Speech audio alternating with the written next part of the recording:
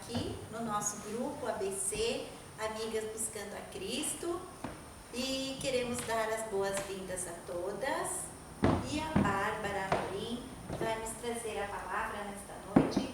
Seja bem-vinda, Bárbara. Você também pode fazer uma apresentação melhor para o grupo. Meu nome é Bárbara, não sei se todas me conhecem. Eu sou de Niterói, no Rio de Janeiro. Moro em Blumenau há 15 anos. Sou casada com Marcone. Tenho 3 filhos. O Rafael, que está hoje com 20, a Beatriz com 18 e o Daniel com 15 anos. Tá? Bem, o texto que eu escolhi para a gente refletir hoje, ele está no livro de Romanos, no capítulo 11, do versículo 33 ao versículo 36.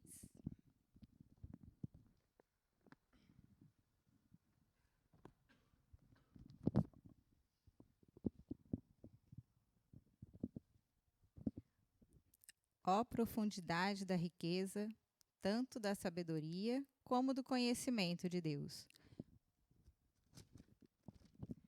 Quão insondáveis são os seus juízos e quão inescrutáveis os seus caminhos. Quem, pois, conheceu a mente do Senhor? Ou quem foi seu conselheiro? Ou quem primeiro deu a ele para que lhe venha a ser restituído? Porque dele, e por meio dele, e para ele, são todas as coisas. A ele, pois, a glória eternamente. Amém. Esse eu acho um momento muito especial da carta de Paulo aos Romanos, desculpa. Paulo está vindo, numa explicação doutrinária, com grandes aspectos doutrinários, e de repente Paulo interrompe essa explicação. Ele para tudo e antes de ir para aspectos práticos, que começam ali a partir do capítulo 12, Paulo simplesmente louva a Deus. É como se ele parasse e dissesse: gente, que maravilhoso! Que Deus é esse que fez todas essas coisas? Né? Se a gente parar um pouquinho para pensar sobre a carta de Paulo aos Romanos, ele começa explicando sobre a condenação da raça humana. Ele expõe a maneira como Deus escolheu a forma de salvar pecadores através da morte do seu Filho único na cruz, a ressurreição de Cristo. Ele vai falar como Deus nos liberta do pecado, da condenação da lei. Ele continua falando sobre Adão, sobre Cristo. Ele, no capítulo 8, vai falar sobre a vida no Espírito e a vida gloriosa que nos espera. E ele continua falando dos planos de Deus para a descendência de Abraão. No capítulo 11, ele trata sobre os judeus, que mais os gentios serão um só povo. E aí, de repente, no versículo 33, a gente tem essa maravilhosa expressão de louvor. E eu queria que a gente saísse daqui hoje assim, maravilhadas. Maravilhadas com esse Deus que é Senhor e merece toda a glória eternamente. E Paulo vai fazer isso em 3 partes. No versículo 33, ele expressa sua admiração pelo conhecimento de Deus diante do evangelho que ele acabou de revelar. E ele faz 3 declarações. Paulo expressa: ó profundidade da riqueza, do conhecimento e da sabedoria de Deus. O conhecimento é o saber de Deus. É saber ter concebido esse plano tão profundo, com total conhecimento do homem, da natureza, da história, do mundo, de todas as coisas. O saber de Deus é fazer todas essas coisas impossíveis. Vamos parar para pensar um pouquinho em algumas coisas que talvez Paulo estava pensando que são impossíveis aos olhos dos homens. tornar-se homem e continuar sendo plenamente Deus? Justificar pecadores, sem com isso se tornar injusto? Vencer o pecado de tal forma que no novo céu e na nova terra não haverá mais pecado? Relacionar-se com os homens dentro das suas escolhas, sem com isso deixar de que tudo aconteça segundo o seu querer. Isso é maravilhoso demais. Isso é profundo demais. Isso é assim, da gente fazer como Paulo, ficar maravilhada. E Paulo, quanto mais ele pensa, quanto ele mais medita, quanto mais ele aprende, quanto ele mais reflete, mais ele admira, mais ele se impressiona, mais ele fica extasiado diante de quem Deus é. E Paulo vai continuar sua admiração. Quão insondáveis os juízos de Deus. Os juízos, as escolhas, as decisões de Deus desde a eternidade. Aquilo que não pode ser entendido, aquilo que não podemos compreender. O que será que Paulo pensava nesses juízos, nessas decisões, nessas escolhas? Salvar homens? Por que os homens e não os anjos? Salvar pecadores no lugar de deixar a perdição, lugar merecido, para onde deveriam ir, serem julgados? Por quê? Por que Deus fez aliança eterna de salvação com descendentes de Abraão e não com um rei poderoso como o rei do Egito, e sim com um povinho esquecido? Por quê? Por que Deus sacrificaria seu filho numa morte tão cruel? Quão insondáveis são os seus juízos. Deus decretou tudo o que ia acontecer, sem com isso tirar a responsabilidade das criaturas morais, tanto homens quanto anjos. Quem pode sondar? Quem pode compreender? Não podemos compreender. Foge à nossa capacidade. E a terceira expressão de Paulo, maravilhado, é: quão inescrutáveis são os seus caminhos. Em Isaías 55, versículo 8, está escrito assim. Tenho certeza que vocês já sabem. Os meus pensamentos não são os seus pensamentos, nem os meus caminhos, os seus caminhos, diz o Senhor. Porque assim como os céus são mais altos do que a terra, assim os meus caminhos são mais altos do que os vossos caminhos, e os meus pensamentos mais altos do que os vossos pensamentos. Quão inescrutáveis os caminhos de Deus! Nós não detectamos, não compreendemos por séculos o que estava escondido em Deus. Como, por exemplo, quando Deus fez o pacto com Abraão, não perceberam como isso impactaria a humanidade. Não entenderam os sacrifícios. Não compreenderam os profetas. Não perceberam e entenderam a chegada de João Batista. Não perceberam Jesus Cristo. Não receberam o Deus em carne. Não entenderam a ressurreição. É verdade. Hoje compreendemos por revelação divina e não por sabedoria humana, mas ainda conhecemos e compreendemos em parte. Não podemos compreender todas as coisas, mas não tem problema. É isso que nos leva a adorar. É isso que nos leva a nos prostrarmos diante desse Deus que é incompreensível e se revela a nós cada dia. A segunda parte, a gente vai ler ali no versículo 34 e 35, Paulo vai enfatizar a supremacia de Deus, a soberania de Deus na concepção e na aplicação do plano de redenção. Paulo trata da soberania de Deus na elaboração do plano. Não teve nenhuma participação humana. O homem não participou nem na concepção, nem na implementação desse plano. Nada foi feito com a participação do homem. Não teve uma ajudinha, não teve uma força, não houve ideias nenhumas. Então, Paulo faz duas perguntas, baseadas em Isaías 40, versículo 12. Quem na concha de sua mão mediu as águas e tomou a medida dos céus a palmos? Quem recolheu a terça parte da era de uma era de pó da terra e pesou os montes em romana e os outeiros em balanças de precisão? Quem guiou o Espírito do Senhor?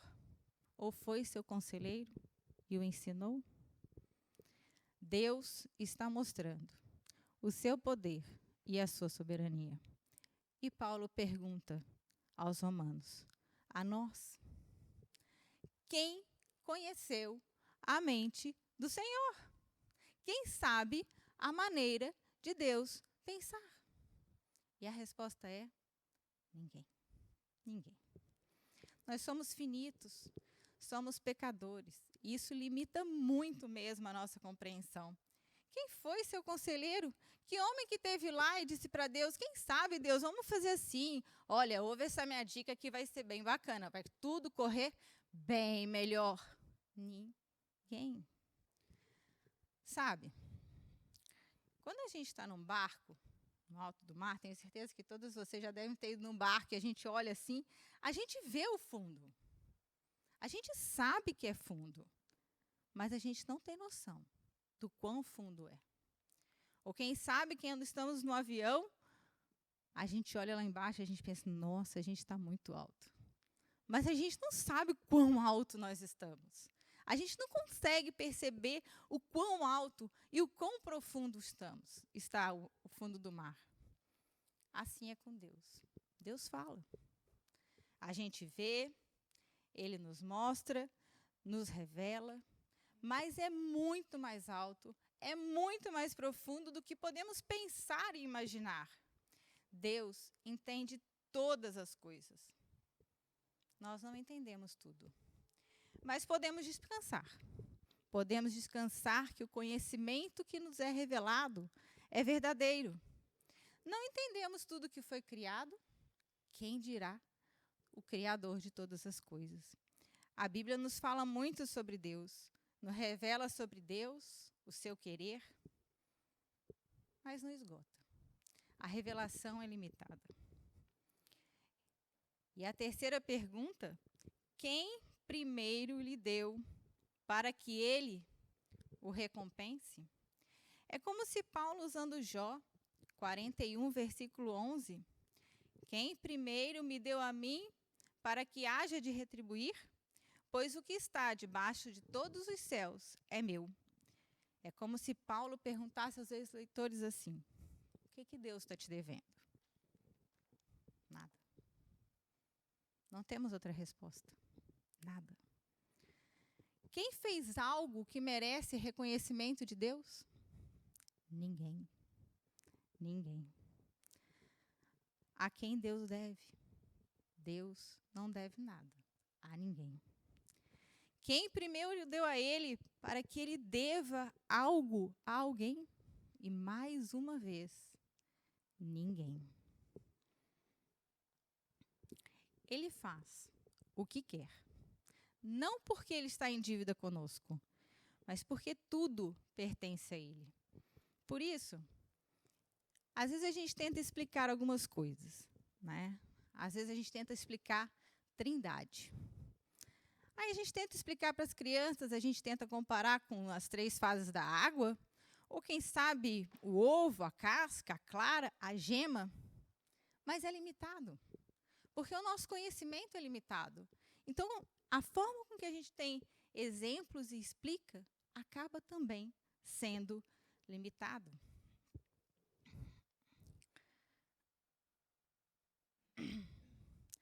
Deus é incomparavelmente glorioso e soberano. Quem pode cobrar algo de Deus? Deus não deve nada a ninguém. Mas é especial. É especial pensarmos que entender a soberania de Deus fez Jó descansar. O plano maravilhoso da salvação é glorioso demais, é soberano demais. E Paulo reconhece que a vida de todos está nas mãos do Senhor. E precisamos descansar nesse fato. Não é ruim descansar na soberania de um Deus bom, de um Deus amoroso, de um Deus misericordioso, de um Deus justo, de um Deus fiel, não de um Deus tirano. Não devemos ter medo da soberania do nosso Deus, mas sim amá-la. Bem, e Paulo finalmente chega no versículo 36. E o que ele conclui diante de tudo isso? Bem, se é assim, se é dessa maneira, eu só posso dizer, glória deve ser dada a Deus. Porque dele, por ele e para ele são todas as coisas eternamente. Deus não vai dividir sua glória com ninguém. Paulo mesmo diz, a ti somente, Senhor, seja o louvor, não a nós, mas ao teu nome da glória. A história termina. E termina com toda a glória sendo dada eternamente ao nosso Deus. Porque Deus recebe toda a glória? Qual a razão de toda a glória ser de Deus eternamente? Primeiro, porque dele são todas as coisas. Tudo pertence a ele.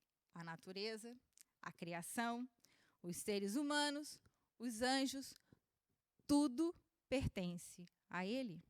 Segundo, por meio dele são todas as coisas. Ele criou todas as coisas e sustenta todas as coisas. Ele mantém o mundo em existência por seu cuidado e por seu amor.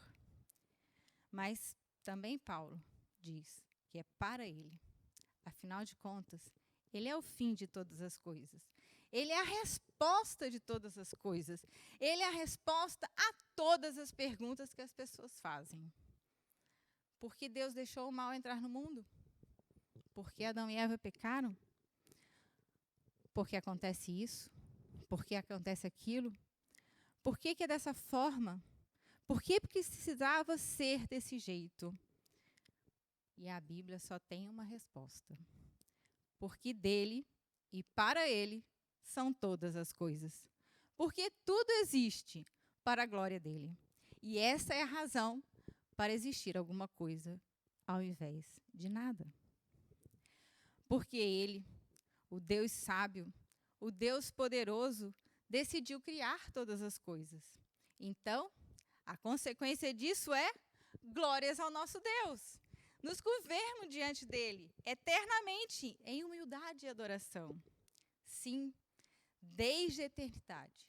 Esse Deus, Pai, Filho e Espírito Santo, decidiu elaborar esse plano. Criar o mundo, onde ele tivesse um povo para si. E esse povo lhe desse glória. E se ele não tivesse revelado isso? Não teríamos entendido esse plano e nem como ele foi elaborado. A origem divina do Evangelho. E essa revelação nos foi dada pelos profetas, pelos apóstolos, revelado na palavra de Deus, onde ele revelou esse plano, como diz Paulo, em Efésios 1, versículo 5. Conforme o bom propósito de sua vontade, fazendo convergir em Cristo todas as coisas. Deus brilha. Sim, Deus brilha. Deus se mostra em tudo que é belo. Deus se mostra na natureza, Deus se mostra na arte, Deus se mostra nas palavras, Deus se mostra na música. E convergir em Jesus Cristo todas as coisas é maravilhoso, é poderoso.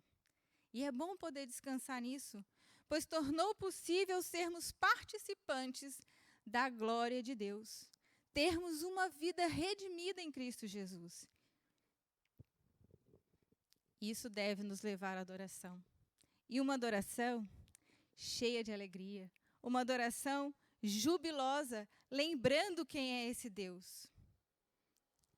Na meditação da palavra, conhecemos esse plano, seus métodos, seus desígnios, mas é verdade, muita coisa continua incompreensível, inescrutável. Mas lembremos, o homem que disse que continua assim, subiu aos céus, esteve com Cristo ressurreto mais de uma vez, e ele se prostra e diz: ó profundidade da riqueza, do conhecimento e da sabedoria de Deus. Eu meditar nesse plano, nesse mistério, na sua sabedoria, deve despertar o nosso coração. O nosso ser deve romper em glória, deve romper em louvor todos os dias, gritando aleluias, aleluias ao nosso Deus. O crente se emociona pela contemplação de quem Deus é, sua sabedoria, seu conhecimento. Isso deve mover o nosso coração no meio da dor, no meio do sofrimento, no meio da perseguição, da oposição, da quarentena, da doença. Deve sim levar a aceitação e adoração. Entregar o nosso caminho e fazer o que devemos fazer. E nos alegrarmos por tudo que Ele tem feito.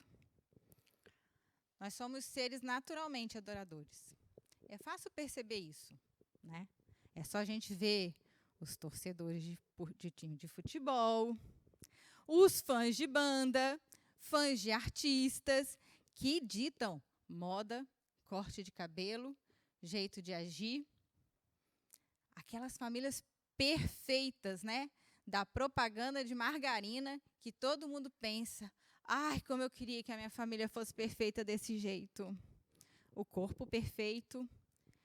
Não tem problema em todas essas coisas em si. Mas essas coisas devem nos levar a adorar o Criador e não a criação. Cada coisa bela, cada abraço gostoso, cada café quentinho, cada fruta cheirosa, cada sorriso, o beijo, um pedaço de torta, uma flor que brota, tudo deve nos levar a adorar a Deus. A grata adoração ao nosso Deus pela música, pela sombra, pela flor, pelas pedras no caminho, pelos amigos, pelos filhos. Quando percebemos que o mundo serve para brilhar a glória de Deus, nos faz entender as coisas de outro jeito. Nos leva a olhar a vida de outro jeito. Nos leva a viver de outro jeito. A aparência de todas as coisas, ela deve ser alterada. O sol, a lua, as estrelas, devemos ver nelas a glória do nosso Deus, o nosso Criador, o nosso Redentor. Devemos sim aproveitar o mundo e aproveitá-lo para a glória de Deus. O marido deixa de ser só o homem da casa, passa a ser um presente. Filhos, herança do Senhor. Família, amigos, irmãos, bênção. Contemplar o Evangelho deixa tudo diferente. Nos deixa maravilhados, nos leva ao deleite.